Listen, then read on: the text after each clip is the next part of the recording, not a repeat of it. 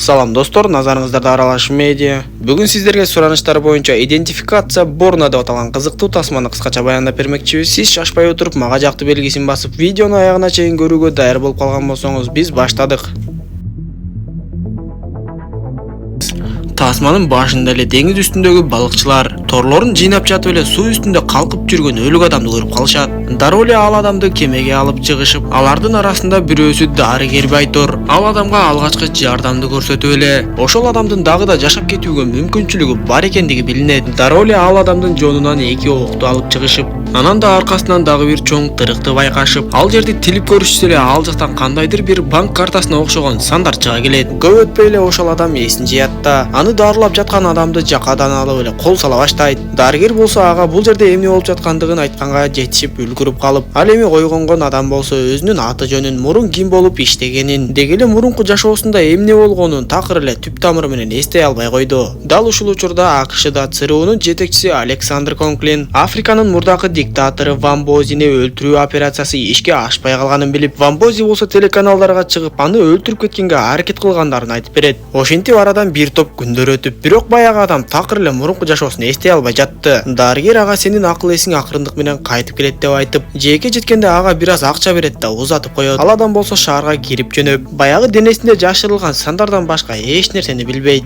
Кечинде ал мейманканага жатууга акчасы жетпей калат да, көчөдөгү отургучта жатса ага полициялар келип текшерип, аны алып кетмекчи болуп калышат. Бирок ал адам эмне кылып жибергенин өзү деле түшүнбөй калгансып, укмуштуудай кыймылдары менен эки полицияны эки жака эсине оодарып салат да, өзүнө өзү таң калып эле ал жерден качып кетип калды. Вамбози Америка бийлигин күнөөлөп чыгып жаткандыктан ЦРУ жетекчилери далилдерди жок кылып актанганга аракет кылып жатышат. Эртеси жанагы адам шаардык банкка келип, баягы сандарды айтып, бармак издерин текшертип көрсө эле, көрсө банкта анын депозити бар болуп чыгат. Банк кызматкерлери ага сандыкчаны алып келип беришип, ал адам болсо сандыкты ачып, өзүнүн паспортун таап алат. Көрсө анын аты Джейсон Борн болуп, бирок сандыкчанын ылдый жагында бир тапанча, көптөгөн суммадагы акча жана бир канча өзүнүн сүрөттөрү бар документтерди көрөт. Дагы бир паспортто ал Майкл Кейн деп жүрсө, дагы бир паспортто орус жараны болуп, кыскасы ар кайсы өлкөнүн жараны болгон жасалма документтери бар экен. Анда каарманыбыз өзүнүн чындыгы, аты жөнү дагы эле ким экенин билбей калып, акчалар менен документтерди алып, бирок тапанчаны таштап коет да ал жерден чыгып кете баштайт. Бирок банк кызматкерлеринин бири андан шектенип калды. Байтор кимдир бирөөгө эле чала баштаганын көрөбүз. Ал көчөгө чыгары менен эле анын артынан кимдир бирөөлөр аңды баштап, каарманыбыз паспортунун жардамы менен эле Американын элчилигине кирип кетет. Бирок элчиликтин башчысы дагы аны дароо таанып калып, каарманыбыз колун көтөрүп туруп бергенге аргасыз болуп, бирок кайра эле укмуштуудай согуш өнөрү менен ал жердегилерди жайгарып, бирөөсүнүн тапанчасын, бирөөсүнүн рациясын алганга жетишип, имараттын башка бөлүгү менен качып жөнөйт. Акыры сыртка чыгуучу бир эшикти табат да, төмөнгө кол баштыгын ыргытып,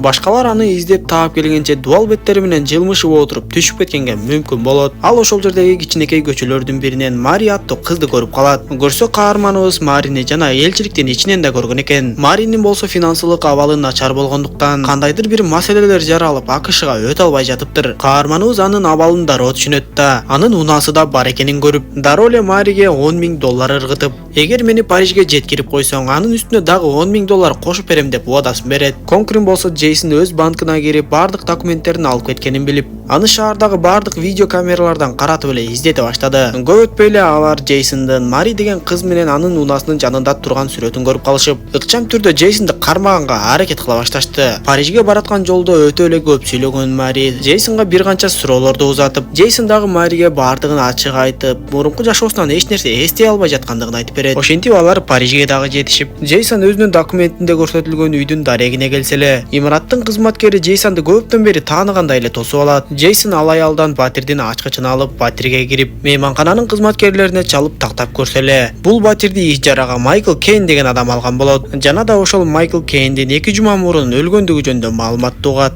Ошол замат эле Джейсон үйдөн бир коркунучту сезет да, сезгенде эле ЦРУнун бир тыңчысы ал жерге тездик менен кирип, Джейсон менен мушташа баштады. Джейсон ал адам менен мушташып отуруп, акыры жеңип алат да, сени ким жиберди деп кайра сураса, ал адам Джейсонго такыр эле жооп бербей жатты. Мари болсо ошол адамдын кол баштыгын текшерип көрүп, ал жерде Джейсондун жана өзүнүн да сүрөтү бар экенин көрүп, бул мени кайдан билет деп эле ызы чуу чыгара баштайт. Дал ошол учурда жанагы адам терезени сындырып качып кеткенге мүмкүн болуп, бирок жерге кулап түшүп эле өлүп калды окшойт. Эми Джейсон дароо эле Марини алып сыртка унаасына алып чыгып, ал Мариге эми сен менден ажырап полицияларга барып, алардын карамагында болушуң керек. Менин жанымда жүрүү өтө эле коркунучтуу деп айтса, Мари эмне кылаарын деле билбей калды. Аңгыча болбой эле полициялар анын унаасын көздөй келе баштаганда, Джейсон дароо качканга аргасыз болуп эле унаасын катуу ылдамдыкта айдап жөнөйт. Маринин кичинекей унаасы менен Джейсон кез келген жерден батып өтүп кетип жатып, форсаж бул жакта эле калып калды. Айтор көчөлөрдө чымын куюн болуп эле качып, полицияларга эч эле бир кармалбай коет. Эми конкурент Париждин өлүкканаларын текшертип, Майкл Кейн Ван Бозини өлтүрөм деп тапшырманы аткара албай, тескерисинче өзү өлүп калгандыктан анын өлүгүн издете баштайт. Көп өтпөй эле өлүктү да таптыртып, бирок өлүктүн таптакыр эле башка адам экенин билишип, конкурент дароо эле ЦРУнун профессор деген тыңчысына чалып, Ван Бозини өлтүрүү операциясын ага тапшырат. Кечинде Джейсон менен Мари бир мейманканага бекинишип, Джейсон Марини таанып калышпашы үчүн анын чачын кыркып салат. Мари дагы Джейсонду жактырып, эмнегедир эле байланып калды окшойт. Эми Джейсондун Майкл Кейн деген паспорту дагы болгондуктан, баягы батирге кайтып барып, деги Майкл Кейн деген атты жамынып, мурунку жашоосунда эмне кылып жүргөндүгүн билгенге аракет кыла баштайт. Ван Бози болсо ЦРУнун тыңчылары мени өлтүргөнгө аракет кылышыптыр деп телеканалдарга жайганы жаткан. Дал ошол учурда баягы конкурент жалдаган ЦРУнун тыңчысы профессор өтө таамайлык менен Ван Бозини атып өлтүрүп салат. Джейсон болсо батирге өзү кайтып бара турган болсо кармалып калаарын билип, батирге Марини керектүү маалыматтарды билип келүү үчүн жөнөтөт. Мари болсо ал жака барып, бардыгын Джейсон айткандай кылып маалыматтарды билип келет. Көп өтпөй полициялар жертөлөдө токтоп турган Маринин унаасын табышат. Джейсон болсо өлүп калган Майкл Кейндин кайсы бир өлүкканада экенин билип, ал жака жетип барат да кызматкерди паралап ага акча сунуштап, Майкл Кейн жаткан жерде ачып көрүшсө эле ал жакта эч ким жок болуп, көрсөк конкурент анын денесин эч ак эле тазалап алып кеткен болот. Анда Джейсон күч менен барып эле өлүкканага кирген акыркы адамдардын тизмесин айырып алып кетип калат. Ошол жактагы адамдардын тизмесин изилдеп отуруп, Джейсон мурунку жашоосунда эмне болгонун эстей албаса да, мурунку жашоосунда ким болгонун жана эмне кылып жүргөндүгүн аныктап алат. Көрсө Джейсон дагы ЦРУнун тыңчысы болуп, ага Ван Бозини өлтүрүү операциясы берилгенде, ал Майкл Кейн деген атты жамынып жасалма документ жасатып бул жака келет да, бирок кандайдыр бир себептер менен Ван Бозини өлтүрө албай калып, тескерисинче өзү аркасына 2 жолу ок жеп деңиз жээгине чөгүп кеткен болот. Бирок жаңылыктардан угуп отуруп, ошол Ван Бозини кече эле снайпер атып өлтүрүп кеткендигин угат. Эми Мари менен Джейсонду кайда барбасын полициялар издеп өтө эле коркунучтуу болуп жаткандыктан, Мари Джейсонду ээрчитип шаардын чет жакасындагы өзүнүн Эйман деген таанычыныкына алып барат. Эми ЦРУнун жетекчиси конкурент тыңчы профессорго Джейсон жөнүндө бардык маалыматтарды таап берет да, Джейсонду жана Марини кошуп өлтүрүүнү буйрат. Эймандын үйүндө бир күн түнөп калган Джейсон менен Мари эрте менен турушат да, Эймандын ити жоголуп кеткенин укканда эле Джейсон дароо эле коркунучту сезип, Эйманды балдары менен кошуп жертөлөгө киргизет да, өзү үйдөгү чоң куралды алып сыртка чыгып, аны аңдып жаткан снайперди алаксытуу үчүн жакын жердеги күйүүчү майды атып жардырып жиберет. Дароо эле снайпер тоо борунда экенин билип, ал жакты көздөй жакындап чуркап жөнөдү.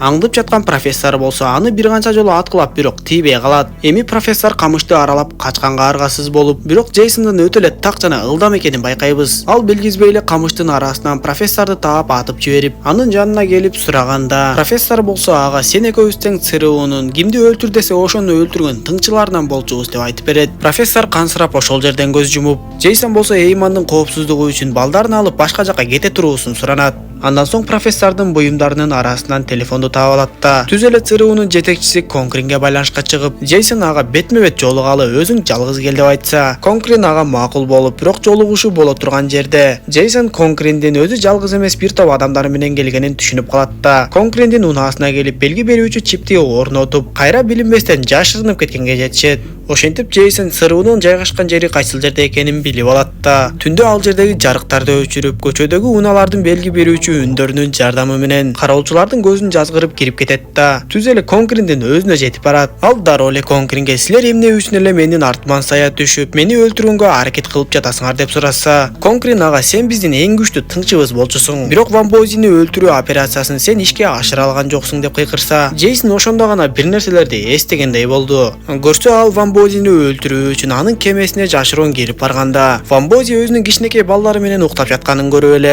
аны мындай учурда өлтүрбөй эле коюуну чечип кетейин деп жатканда, Ван Бозинин кароолчулары аны байкап калып, аркасына 2 жолу атканга жетишип калышыптыр. Андан соң Джейсон конкурентке эми мени издебегиле, мен эми эч бир нерсеге катышпайм деп эле конкурентти бир чаап уктатып коет да. Ал жерге келип калган анын кароолчуларын дагы тез эле жайгарып, андан ары көчөгө чыгып жок болуп кетти. Конкурент тапанчасын алып көчөгө чыгып, анын артынан барып өлтүрө өлтүрөйүн деп калганда ЦРУнун андан да чоң жетекчилери Конгренди өлтүртүшүп, АКШ бийлигине бир топ эле шек келтирген Тредстоун проектисин жок кылып жаап салышат да кайрадан билгизбей андан да чоң проектини ишке киргизе башташат. Ал эми Джейсон болсо көп өтпөй Мариге кайтып келип, жашоолорун жаңы барактан баштоону чечишет. Ошентип ЦРУ жетекчилери өз тыңчысына чыккынчылык кылышып, бирок аягында өздөрү чоң жапа чегип калышты окшойт. Тасма ушундайча соңуна чыгат достор. Видео жаккан болсо мага жакты белгисин басып, дос тааныштарыңыз менен бөлүшүп койгонду унутпаңыз. Кийинки видеолордон көрүшкөнчө аман болуңуздар.